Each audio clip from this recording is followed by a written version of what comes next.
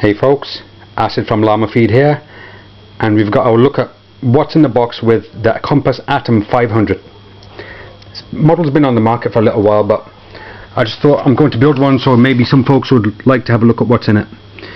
So as you can see on the side of the box, this is the Atom500 with a 9-tooth pinion, motor and ESC supplied, blade supplied, and this is a carbon fiber version. There we go. And what do we know about this helicopter? It's got a length of 835mm, height of 270mm, rotor diameter 962mm. These are all specs from their website, by the way, official specs. The motor opinions that are available are 8-tooth or 9, and I've heard people even using 10-tooth for some crazy speeds. It's got an all-up flying weight of 1.75 kilos, and the motor size of, I think it's 1080 kV. Battery size, it will take 6S lipos. I've heard someone using 5S, and I've heard of someone using 8S, but generally it's a 6S lipos that it uses. The rotor blades are 430mm, so I don't know what they call it, the Atom500. Maybe it's the, it's the usual, same as what a line does. It's a class of helicopter. Tail blades 70mm, and supplied with paddles, which are 11 grams. So let's have a quick look at what we've got here in the box. I've had a quick look here, so this is a little bit messy, it's not supplied like that. Like the canopy was in a nice bubble wrap, but I took it out to have a look. Blade caddy, tail boom. It's got the fly bar just falling out there. It's just for packaging, they put it inside of the tail boom. These tail booms are really thick, by the way. They're thicker than any other heli on the market of this size. What they say is to get rid of any static problems to do, because this helicopter has a belt. Also, you do not need any like struts to hold up the boom, boom supports, because the tail boom itself is just so thick, just such a big diameter. So we'll see. CNC aluminium machined rotor head, nice. 11mm blade grips there. Everything's bull raced. It's quite a good quality head here. Everything's metal. Even the arms here are machined. Won't be using that. I'll be using a fly ballast head. So let's have a look at the canopy. Okay. Let's see how. Here's the canopy. The quality is pretty good. Fiberglass painted. It's not too heavy. It's thicker than the line offering. There's the holes there for the mount. The holes are pre-drilled for the grommets to mount the canopy, so which is good. Takes out any guesswork, or messing things up. Now here's the carbon fiber frame. This is also available in a G10 version, but I chose the carbon fiber version. Here you see. Most of it's ready to go. They reckon it's 80% assembled. You'll have to pop these bolts out and check them for thread lock, but the majority of the people that I've spoken to that have had this helicopter, they said they've never had an issue, and all the bolts are thread locked. But I'm going to check them anyway. I'd prefer if they didn't thread lock them in, they only put them in a little bit so I can take them out, but I don't know. Here's an anti-rotation bracket, plastic. There's a gyro mount. G10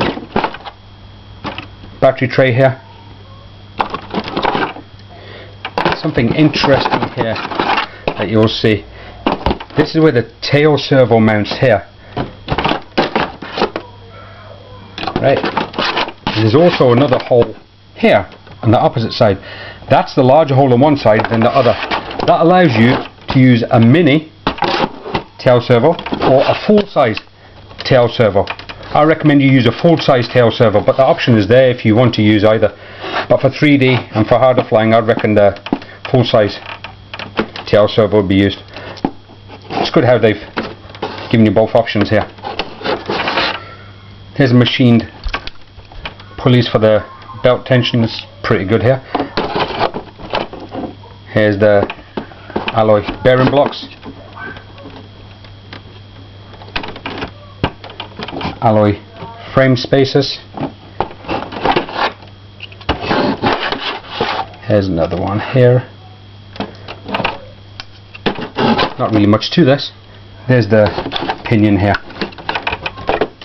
It's all supplied fitted. Try and get a better look at it here. So it's pretty simple to assemble this helicopter. There's not much work in it. Maybe sand off the edge of these carbon fibre frames so you don't damage any wires. Check for Loctite and move on to the next stage. Let's see what's under here. Like I said, I've already opened this box to have a quick look and see what's in here. Here's the ESC that's supplied with this kit. You can get it with or without the kit, and I got it with the kit. So this is the Platinum 60 amp ESC, so hobby wing. This has a 3 amp BEC.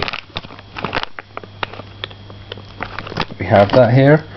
Here's the skids. Everything's pretty well packaged here. Here's a 120 CCPM swash plate, machined. Looks nice. There's the paddles there. All these bags are numbered so you can see you go into the various steps. I've left the manual out of the box, so it's pretty simple. I probably won't even look at the manual to build it. There's the 430mm carbon fibre blades. I've used the bigger version on the 6HV, and they use it on flybarless, and they fare very, very well, and I like those blades, so I have great hopes for these blades also. Here you see these washers here. They're to, like I said before, these blade grips that Compass make, they're 11mm, but the blades that supply are 9mm. So these are 4 washers of 1mm each. So you put 2 washers on each blade to make it, pack it out to the 11mm. Tail push rod here. Battery ties. Here's the rest of the components in that. Now what do we have here? Here's a tail gearbox pre-assembled with the belt. Again, machined CNC.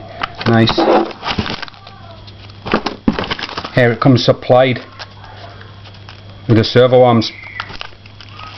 As you see, look, that's step 1. Probably put it at step 1 because it takes so long to put these servo arms on. These are pretty tight to get onto your servos. You've got them for Futaba or JR, and it tells you which one's which, but it's a very, very tight fit. They said they deliberately made it this way, so you have to heat these up. I had to heat them up with a flame. I don't recommend that to anyone else, but that's what I had to do to get them on. They're seriously tight. But I reckon the Jubro ones will do also. The main shaft, and here's the drive gears. Let's see, step 4. Tail components. Not much really. I reckon maybe 1 or 2 nights and this helicopter will be up and going. I'll be putting the Align DS510s in this, and 6S lipos. Also, what I wanted to show you folks, if you hang on a second,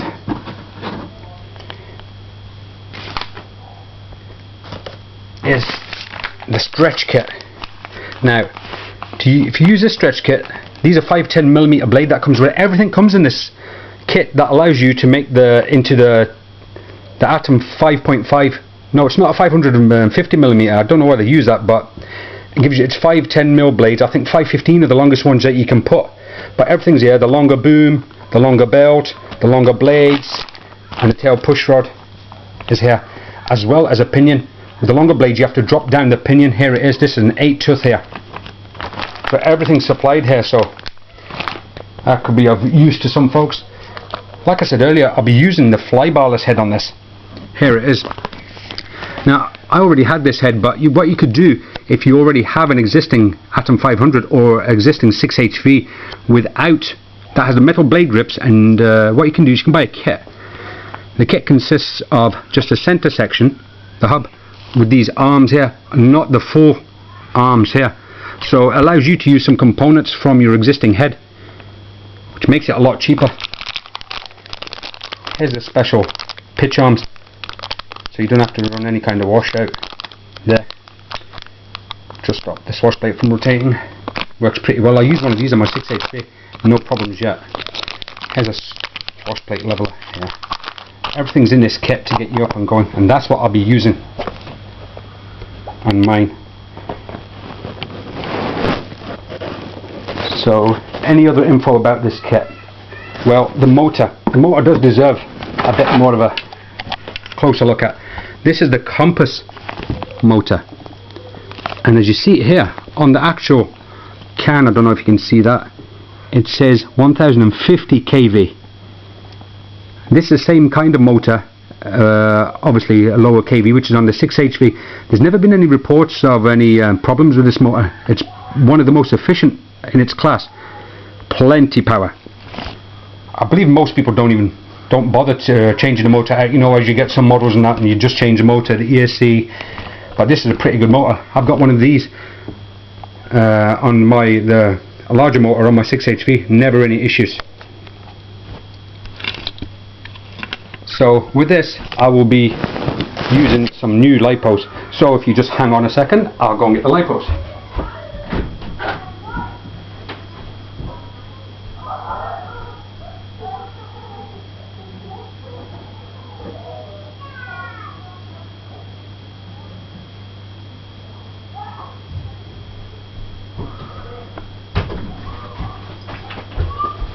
We is back with the lipos. Now, what are these? These are the new Thunder Power lipos that I've got here. I'm getting out the packet. 65C. They're the G6 Pro Power ones. Here's a 3300 milliamp 65C. The packaging of these lipos is pretty good, but the proof is in the pudding. They might be crap. I don't think they are. Early reports are that they are pretty good. Let me open the... I'm not sure if that'll be too heavy for the Atom500, but people use various different sizes of packs. But here's a 2700 milliamp. I've got the G6 65C. They're smaller and lighter, so I'll experiment. But you know what? When you go for the stretch kit, you can put on a bigger lipo anyway to counteract the weight of the longer boom. So there you go. So I'll be using both of these, and the beauty of it is I can use both these packs on my 6HV also. So there you have it, the Atom500. I'll be doing more of a further review once I've got it built, but I don't think a build video is needed, because as you can see, you know, it's just so easy. I think even a monkey could do it. Talking about monkeys, hang on a minute, there was something else that was in the box.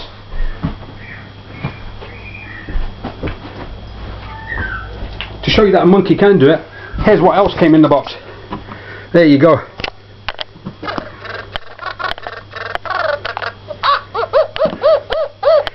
There you go, just a proof. I think this is the reason to give you this is to let this monkey build the helicopter. So it's just so simple. So for any questions, you know where to get me on the website or through my site, llama-feed.com. Don't hesitate. New show coming out soon, by the way. But here you go. Looking forward to getting this one up and going.